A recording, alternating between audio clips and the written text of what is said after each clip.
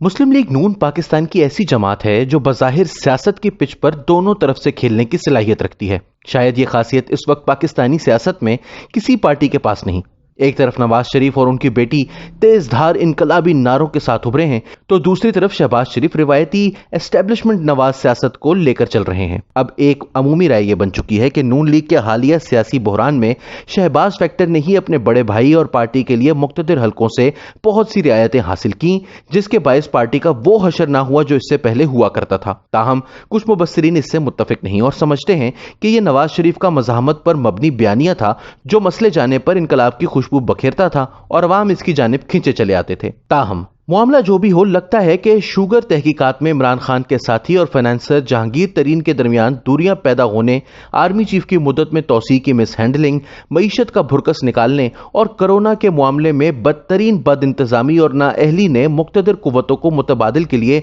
इधर उधर देखने पर मजबूर कर दिया है। और यही वो मौका है जिस पर शहबाज शरीफ के एस्टेब्लिशमेंट के कुएं से कशीद करदा आब हयात की बदौलत नून लीग के शजर बर्बाद पर रानाई आती नजर आ रही है। मुल्क के सीनियर सहाफी और हुकूमत की आमद जामद के बारे में दुरुस्त पेशगोइयां करने वाले सुहेल वड़ाइच ने अपनी बीबीसी के लिए लिखे गए कॉलम में भी इस किस्म के सवाल उठाते हुए बताया है कि शहबाज शरीफ अकेला नहीं, इसके पीछे कोई और है। सुहेल वड़ाइच लिखते हैं कि हुकूमती और नैब कार्रवाइयों ने साबित कर दिया है कि शहबाज शरीफ अकेले नहीं हैं, इनके पीछे भी कोई ना कोई खड़ा है। वो लिखते हैं कि एक तरफ नैब इनके घरों पर छापे मार रहा था, लेकिन दूसरी तरफ army chief general Qamar Javed Bajwa, साबिक आर्मी चीफ जनरल राहिल शरीफ, पाक फजाइया के सरबराह मुजाहिद अनवर खान और चीनी सफीर शहबाज शरीफ की तबीयत पूछने के लिए फोन कर रहे थे। हुकूमत गिरफ्तारी चाह रही थी, मगर अदालत ने ऊपर नीचे 2 बार हिफाजती जमानत देकर फिलहाल शहबाज शरीफ को कुछ दिनों के लिए महफूज कर दिया है और इस सारे मामले में हुकूमत एक्सपोज हुई है। सुहेल वड़ाइच लिखते हैं कि बाआसानी यह कहा जा सकता है कि शहबाज शरीफ की गिरफ्तारी के मसले पर